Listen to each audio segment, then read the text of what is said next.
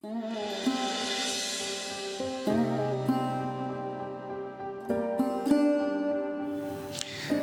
রিমলি, তোমাকে একটা কথা বলি, হাসি খুশি থাকবে সব সময়। দেখো, তোমার থেকে তো আলাদা করে আমার কিছু চাওয়ার নেই। আমি শুধু চাই তুমি ভালো থাকো। আমার বোন হাসি খুশি থাকলে তার দাদাও খুশি হবে। হ্যাঁ, তবু পরম দাদা বাবু। ওফো, আচ্ছা ঠিক আছে ঠিক আছে, তুমি রক্তের দাম দিতে চাও তো ঠিক আছে, তবে আমি তোমার থেকে কিছু একটা চেয়ে নেব। দিমু তো, কন না আপনি, আপনি কি কি চান কন, আমি নিশ্চয়ই দিমু। আমি চাই আজ থেকে তুমি আমাকে দাদাবাবু বলে নয়, শুধু দাদা বলে ডাকবে। আমি আমার বোনের কাছ থেকে শুধু দাদা ডাকটা শুনতে চাই। কি রিমলি, শুধু দাদা বলে ডাকবে তো? আর হ্যাঁ, আরেকটা কথা, এই দাদা বোনের সম্পর্কে আপনিটা মাঝখানে আসে না, তুমি। আজ থেকে তুমি আমাকে তুমি বলে ডাকবে। কি রিমলি, ডাকবে তো? দাদা তুমি।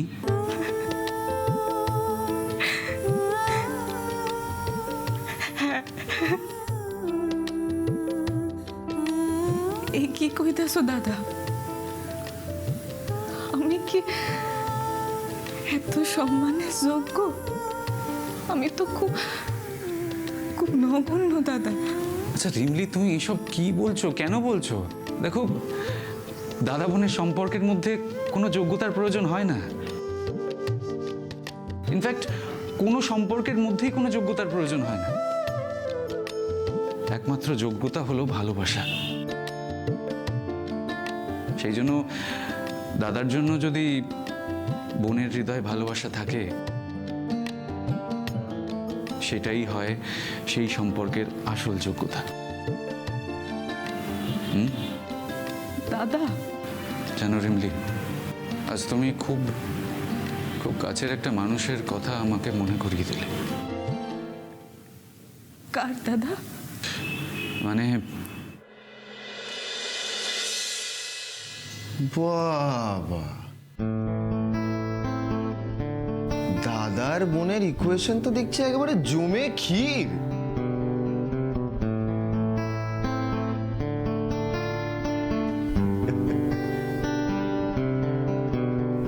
আমার কথা তো সবাই ভুলেই গেছে।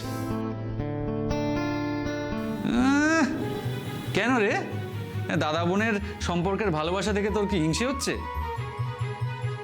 হিংসে করে কোনো লাভ নেই উদয় বাবু। হ্যাঁ, এই ভালোবাসার ভাগ হবে না। দেখ, হিংসে তো একটু হচ্ছে বই কি, মানে আমার অ্যাকচুয়ালি না কপালটাই খারাপ। আমি মানছি পরম ব্রেকফাস্টটা রেডি করেছে, বাট আমি তো নিজে হাতে ব্রেকফাস্টটা বয়ে আনলাম। রিমনি তো দেখছি তার দাদাকে ছাড়া আর কাউকে দেখতেই পাচ্ছে না। একটু হিংসা তো হবেই ভাই। গাড়ি বাবু, আপনি আবার এইসব কেন আনতে গেলেন? আমি তো আসি, আমি না হয় নিজেই নিয়ে আইতাম। আপনি কেন করতে গেলেন গাড়ি বাবু? মানে মানে তুমি কি বলতে চাইছো রিমলি?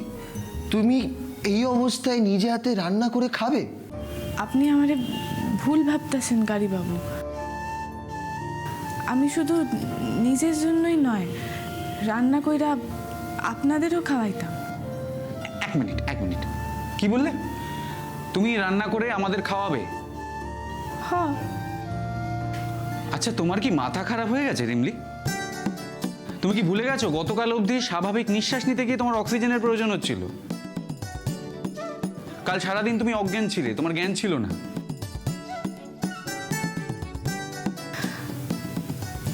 গাড়ি বাবু, আমি তুমি নিশ্চয়ই এটা ভুলে যাওনি যে তোমার পেটে একটা খুব বড় একটা মেজর অপারেশন হয়েছে।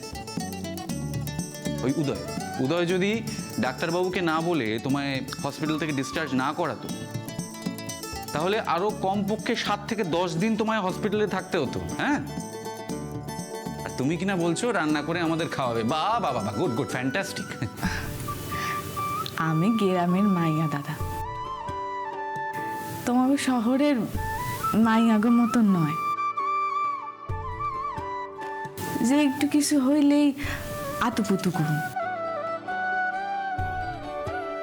তাছাড়া ছোট থেকে আমি শুনছি যে ওই রোগ জ্বালারে অত লাই দিলে মাথায় উঠে বসে। আর আমাগো গ্রামেও তো কত মাইয়া মানুষের কত রোগ হয়, তারা কি সব কাম কাজ ছাইড়া দিয়ে বয়া থাকে? আমারও তো কত রোগ হয়েছে, কত জ্বর হয়েছে ছোটবেলায়। আমি কি সব কাজ ছাইড়া দিছি নাকি? বাড়িতে সব কাজ করছি। আর আমার কিছু হইব না গাড়ি বাবু, পরম দাদারে কন আমি ঠিক সব পারব। এই অনেক হয়েছে, একদম চুপ রিবলি। আর একটাও কথা বলবে না তুমি। তুমি যতদিন এখানে আছো চুপচাপ বিছানায় শুয়ে থাকবে, ওকে? তুমি কেন বুঝতে পারছো না রিমলি? এটা তোমার গ্রামের কোনো সামান্য জ্বর নয়, এটা কোনো সামান্য রোগ জ্বালা নয়। তোমার ওপর গুন্ডারা অ্যাটাক করেছিল, তোমার পেটে ছুরি ঢুকেছিল, তুমি আরেকটু হলে মরে যেতে। এবার থেকে আমি যা বলবো তুমি চুপচাপ ফলো করবে, ওকে? নালে কিন্তু আমি তোমায় মারবো। কন গাড়ি বাবু? নাও খাবারটাকে খাও, তারপর ওষুধ খাও। আর যদি তাড়াতাড়ি না খেয়েছো আমি তোমায় মারবো, সিরিয়াসলি মারবো রিমলি।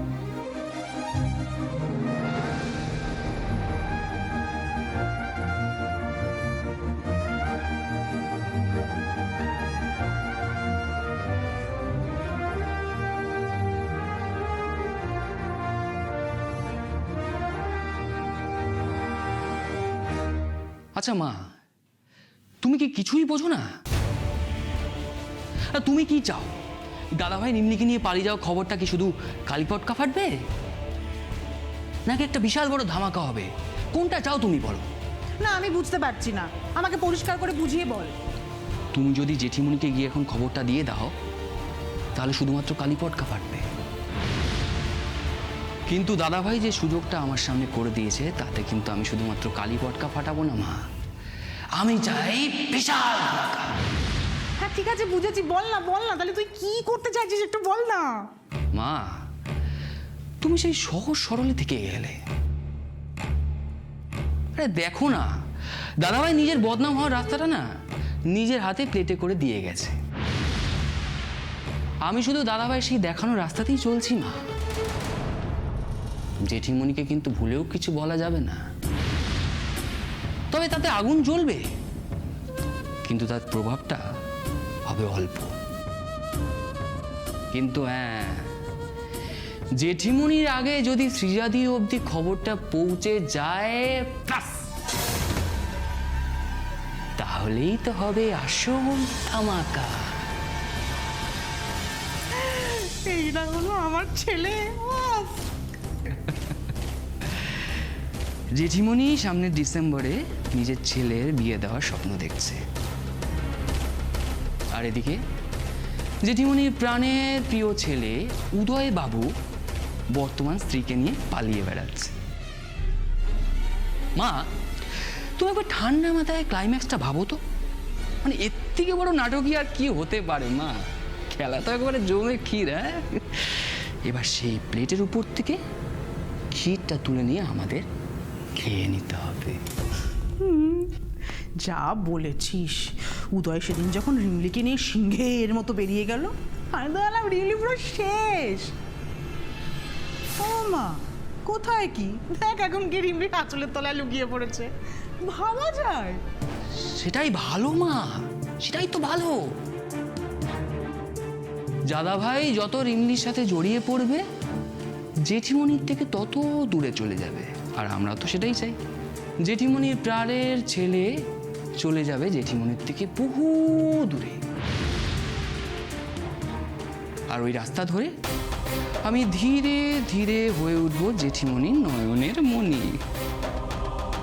মা, এই প্রতীক মুখার্জি একদিন হয়ে উঠবে এই বিশাল মুখার্জি বাড়ির একমাত্র যোগ্য উত্তরাধিকারী।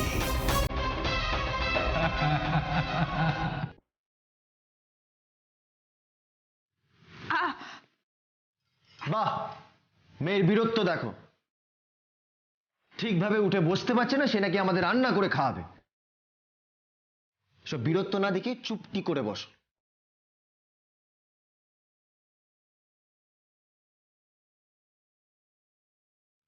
যতদিন না তুমি সুস্থ হয়ে উঠছো ততদিন পর্যন্ত তুমি এইভাবে বিশ্রাম নেবে,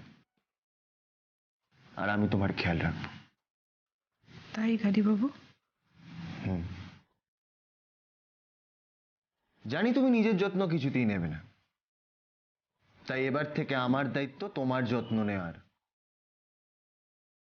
তুমি শুধু বসে থাকবে, আমি এক মুহূর্তের জন্য তোমায় ছেড়ে কোথাও যাব না।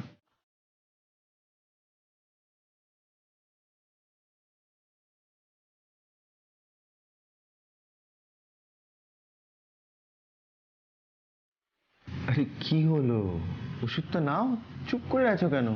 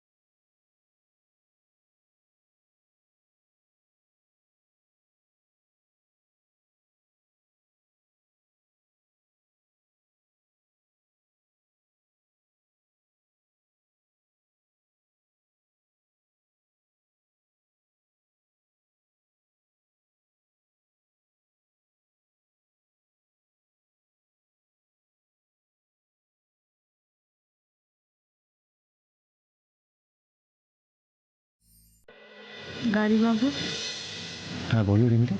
আর একটু কিছুক্ষণ বসি না? আর একটু বসলে কিন্তু তোমার ব্যথা বাড়বে রিমিলি। কিছু হইব না গাড়ি বাবু, আমার বয়া থাকতে ভালো লাগতেছে। তাছাড়া শুয়ে শুয়ে আমার পিঠে ব্যথা হয়ে গেছে, বসে থাকলে আরাম পাবো। তোমার যেটা মন চায় সেটা করো, কিন্তু একটা কথা ভালোভাবে বোঝো রিমলি, তোমার এখন বুঝতে ভালো লাগবে, কিন্তু আরেকটু পরে কিন্তু ব্যথা বাড়বে, তখন তোমারই কষ্ট হবে। তোমার এখন সম্পূর্ণ বেড রেস্ট দরকার রিমলি, আর এখন তুমি এসব বাড়াবাড়ি করলে হিতে বিপরীত হয়ে যাবে। তাই বলছি, তোমার যদি বসে থাকতে ইচ্ছা করে বসো, কিন্তু বেশিক্ষণ নয়, ওকে?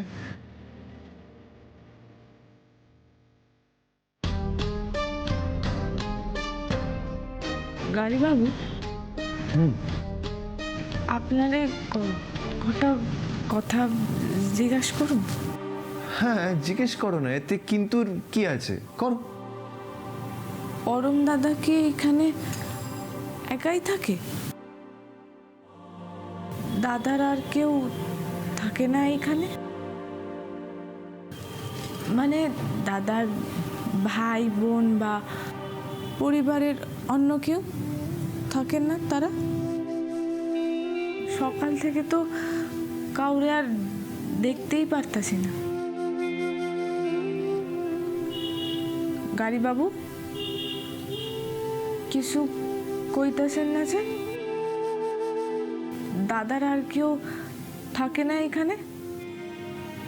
না, মানে পরমের এখানে আর কেউ থাকে না, ও একাই থাকে। এইবার বুঝছি কেন দাদার এত মন খারাপ। কি বুঝলে? পরমের মন খারাপের কি কারণ? সেই অত কিছুই না, দাদারে যখন আমি দাদা বললা ডাকলাম না, দাদা আমারে কইলো যে আমার মুখে দাদা ডাক শুনে নাকি দাদার কারোর একটা কথা মনে পড়ে গেল। তোমাকে পরম কার কথা বলেছে? সেইটাই তো কইলো না, আর তার জন্যই তো আপনার কাছে জানতে চাইতাছি। ওনারা বোধহয় অন্য কোথাও থাকেন, তাই না? তো দাদা তো ইচ্ছা করলে অগলগে গিয়েই থাকতে পারে ওইখানে, তাইলে তো আর মন খারাপ হয় না। সেটা আর সম্ভব না রিমলি, আর কোনোভাবেই সম্ভব নয়। কেন সম্ভব নয়? কেন? এই দুনিয়ায় কিছু অসম্ভব নয় গাড়ি বাবু, শুধু মনের ইচ্ছাটাই জরুরি। না রিমলি, সবসময় মানুষের ইচ্ছেটাই শেষ কথা হয়ে দাঁড়ায় না। পরমের আপনজনরা যেখানে থাকে সেখানে পরম কিছুতেই যেতে পারবে না। মানে? আমরা যখন স্কুলে পড়ি তখন একটা কার অ্যাক্সিডেন্টে পরমের বাবা মা বোন মারা গেছে রিমলি, যাদের আর কোনোদিনও দেখতে পাবে না।